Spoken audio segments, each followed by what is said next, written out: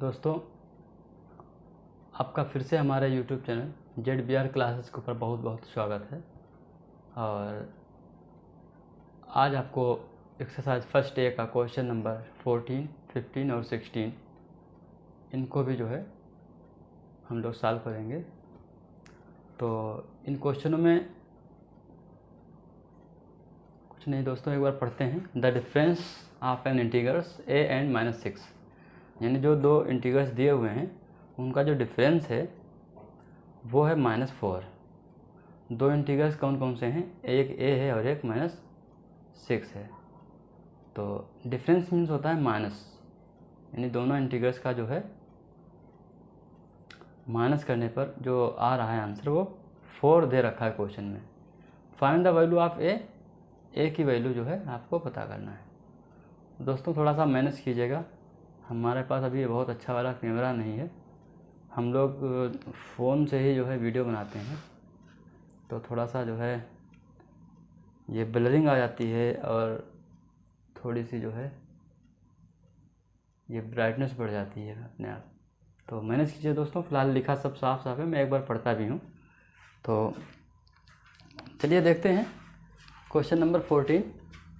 The difference of an integrals a and -6। दो integrals हैं, एक a और एक -6।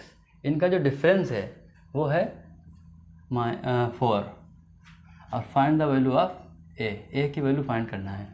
तो अकॉर्डिंग टू क्वेश्चन हम लोग लिख लेंगे जो a और एंड -6 इज इक्वल टू 4। यह क्वेश्चन कह रहा है कि दो इंटीग्रल्स हैं, उनको डिफरेंस करने पर 4 आ रहा है।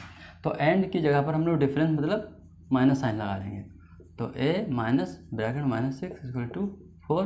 यहाँ पे ब्रैकेट रिमूव करेंगे तो माइनस माइनस की मल्टीप्लाई होगी, +6 equal to 4। a equal to 4। ये पॉजिटिव का राइट साइड में जब इसका ट्रांसफ़र कराएंगे तो इसका साइन चेंज हो जाएगा।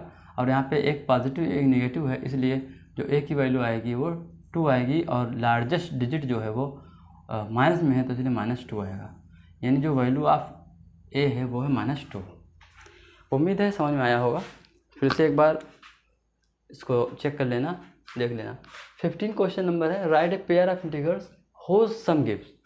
यानी आपको दो इंटीग्रल्स बताने हैं पेयर में और उनको सम करने पर होज सम गिव्स, जो सम करने पर क्या देते हैं? पहला है 0 देता है, कोई दो और लेना है, उसमें आंसर आना चाहिए ए नेगेटिव इंटीग्रल्स। तो यहाँ पे हम लोग अपने आप भी हम लोग जो है कोई भी दो ले सकते हैं और बुक्स में भी इसमें नीचे हिंट्स भी दे रखी है, आप उससे भी सॉल्व कर सकते हैं। तो हमें 0 लाना है, कोई भी दो इंटीग्रल्स लेना है, उनको पेयर हो वो और सम करने पर 0 आना चाहिए।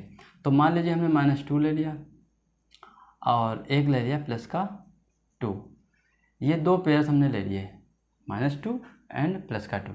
इन दोनों को अगर हम सम करेंगे तो क्या आना चाहिए? 0।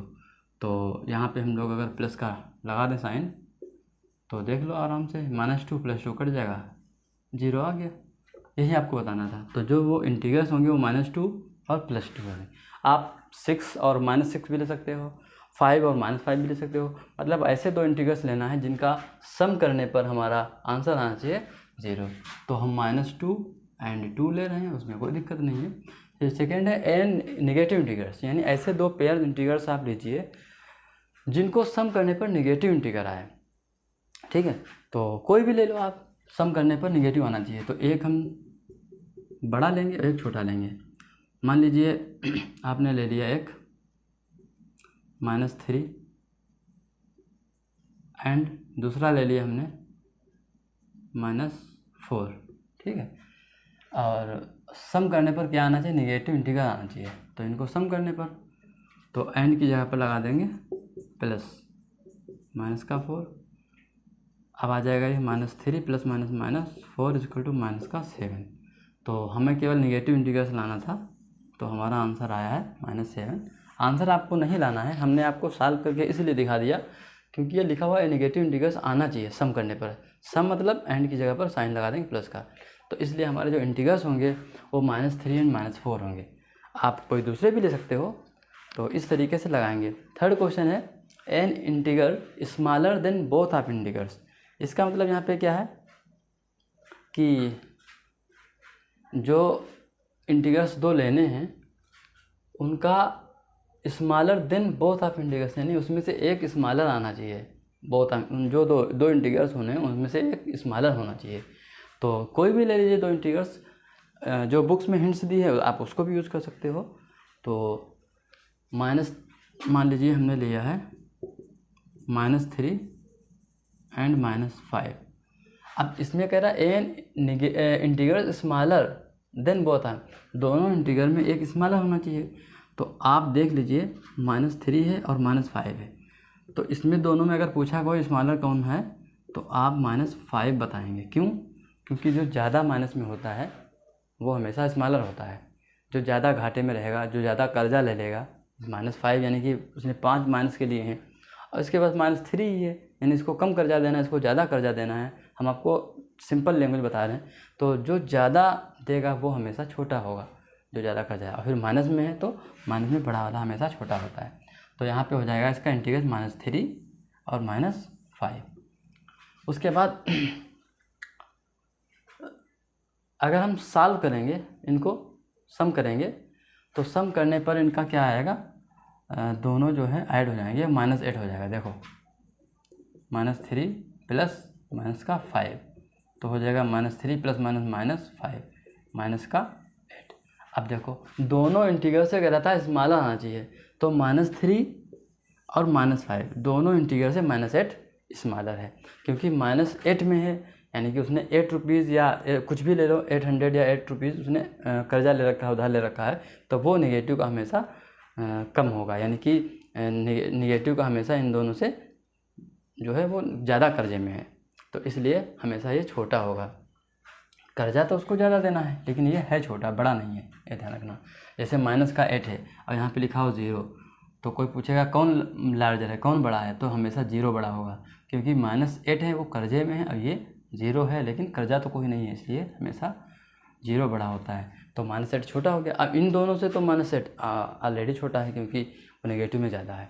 फिर हम क्वेश्चन 4 पढ़ रहे हैं, इसका an integrals greater than both of integral, यानी जो दो इंटीग्रल्स हैं उन दोनों में एक दोनों को सम करने पर ग्रेटर आना चाहिए। तो ग्रेटर कैसे आएगा, देखो एक अगर हमने 4 ले लिया है और दूसरा ले लिया है हमने 5, अब जाहिर सी बात है दोनों स्मॉलर, दो हैं तो एक 4, एक छोटा एक बड़ा है, लेकिन जब सम करने पर इसका जो आंसर क्वेश्चन जो कह रहा है वो कह रहा है कि an integrals greater than both of integral, दोनों इंटीग्रल से जब सम करेंगे तो बड़ा आना चाहिए, तो ये तो आ जाएगा 9 आ गया आंसर हमारा। तो दोनों से बड़ा भी है और दो इंटीग्रल्स ले लिए हमने। अब इसका 5th पार्ट है an integrals smaller than only one of the integrals, यानी आपका जो इंटीग्रल्स आना चाहिए वो स्मॉलर आना चाहिए, only one of the integrals, यानी दोनों में से कोई एक। तो अगर हम इसके इंटीग्रल्स लें, एक 5 लें और एक -3 लें, अब देखो ये जो बात कह रहा है ये सम करने पर है, हम जो इंटीग्रल्स लेंगे जो हमारा आंसर होगा वो ये आंसर है। आप चेंज भी कर सकते हो कोई इसमें। तो एंड की जगह पर अगर हम पॉजिटिव का साइन लगाएं और -3 ब्रैकेट में रखेंगे तो क्या हो जाएगा, 5 + -3 = 2, पॉजिटिव का 2 आया। अब ये कह रहा है कि एन इंटीग्रल स्मॉलर, यानी एक स्मॉलर में integrals only one of the, दोनों में से स्मॉलर इंटीग्रल आना चाहिए। तो देखो -3 और 5 इनको जब सम करते हैं तो 2 जो आंसर आ रहा है वो 5 से कम है, यानी कि स्मॉलर है। Only one of the integrals, यानी केवल एक ही स्मॉलर होना चाहिए। तो इन दोनों सॉल्व करते हैं तो 2 जो आ रहा है वो इंटीग्रल स्मॉलर है than only one of them, दोनों में से किसी एक से। तो 5 से ये 2 कम है, आप डिजिट चेंज भी कर सकते हो। उसके बाद क्वेश्चन नंबर 16 ट्रू फॉल्स है तो बहुत आसान ट्रू फॉल्स, बच्चे मोस्टली क्या करते हैं सब ऐसे रट लेते हैं कि ये ट्रू है ये फॉल्स है, लेकिन इसको हमें समझना है। जब समझ के करोगे तो हमें आसान लगेगा, चाहे हमारा यहाँ पे डिजिट या कोई चेंज भी कर दे लैंग्वेज तब भी हम उसको सॉल्व कर सकते हैं। जैसे लिखा है द स्मॉलेस्ट इंटीग्रल इज़ 0, तो इंटीग्रल 0 जो है वो स्मॉलेस्ट इंटीग्रल नहीं है, इसलिए फॉल्स होगा। क्योंकि 0 स्मॉलर कैसे हो जाएगा, मान लीजिए हमने लिखा है 0 और एक लिख दिया 5। तो जीरो स्मॉलेस्ट इंटीग्रल 0 लिखा है तो 0 हो गया स्मॉलर। लेकिन अगर हमने 0 लिखा है और माइनस का 8 लिख दिया तो हमेशा 0 बड़ा हो जाएगा। यहाँ पे 5 बड़ा है, स्मॉलर 0 हो गया। लेकिन यहाँ पे अगर देखोगे तो -8 जो है वो स्मॉल है और 0 ग्रेटर है। तो 0 यहाँ पे स्मॉलेस्ट लिखा है तो यानी कि यहाँ पे ये बात, यहाँ पे तो बात आपकी सही है, लेकिन यहाँ पे ये फॉलो नहीं हो रहा है, इसका मतलब ये फॉल्स हो जाएगा। हमें ट्रू फॉल्स में ऐसे इंटीग्रल्स या ऐसे जो क्वेश्चन होते हैं वो वहाँ पे ऐसे पुट करना है जो हर जगह वो सत्य हो, सही हो। लिखा है -10 इज़ ग्रेटर देन -7। अब देखो ये बहुत अच्छा क्वेश्चन है। -10 और -7 हमने आपको बताया था जो सबसे ज़्यादा नेगेटिव होगा वो हमेशा छोटा होता है। तो यहाँ पे -10 इज़ ग्रेटर कह रहा है कि -10 जो है वो बड़ा है किससे, -7 से।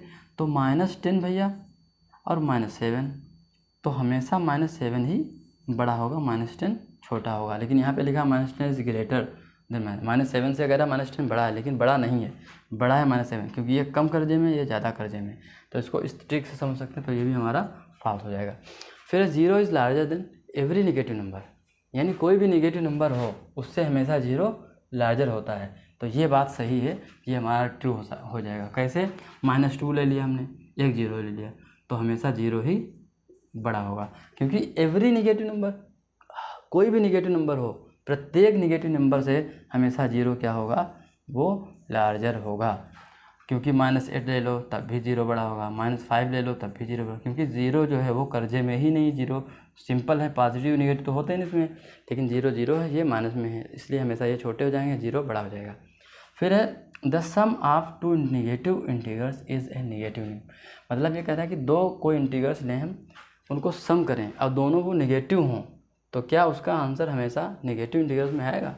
तो ये बात भी सही लिखी है, क्योंकि जैसे मान लो 3 लिया हमने, माइनस का 5 लिया, दोनों नेगेटिव ले लिया और दोनों को ऐड करने पर हमेशा आएगा यहाँ पे 8 और सेम साइन है, यानी कि यहाँ पे आ जाएगा -8।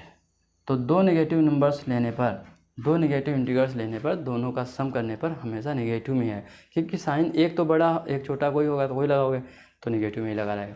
इसका मतलब ये भी आपका क्या है, ट्रू है। फिर है 5th वाला, the sum of a negative integrals and a positive integrals is always positive. मतलब ये कह रहा है एक हमेशा पॉजिटिव ले लें, अगर एक हम पॉजिटिव ले लें और एक नेगेटिव ले लें, एक नेगेटिव इंटीग्रल लेना, एक पॉजिटिव इंटीग्रल लेना, इनको अगर सम करते हैं तो हमेशा पॉजिटिव आता है। तो देख लीजिए 5 में 3 गया 2, बड़ी डिजिट का साइन, तो यहाँ पे तो बात ये सही है।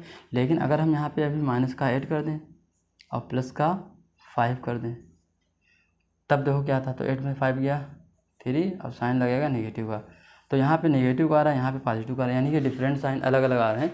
इसका मतलब ये हो जाएगा फॉल्स, ये कभी भी सच नहीं हो सकता है। तो आप देख सकते हैं हम आपको ट्रू फॉल्स सॉल्व करके दिखा रहे हैं, और ये जो आप लिखे थे सम ऑफ पॉजिटिव इंटीग्रल्स, इनको जो देना है वो भी हम आपको दिखाएं, एक ये 14 क्वेश्चन। कोई भी क्वेश्चन समझ में ना आया हो तो आप दोबारा कमेंट करके पूछ सकते हैं, और उम्मीद है समझ में आया होगा। मिलते हैं नेक्स्ट वीडियो में, तब तक के लिए जय हिंद।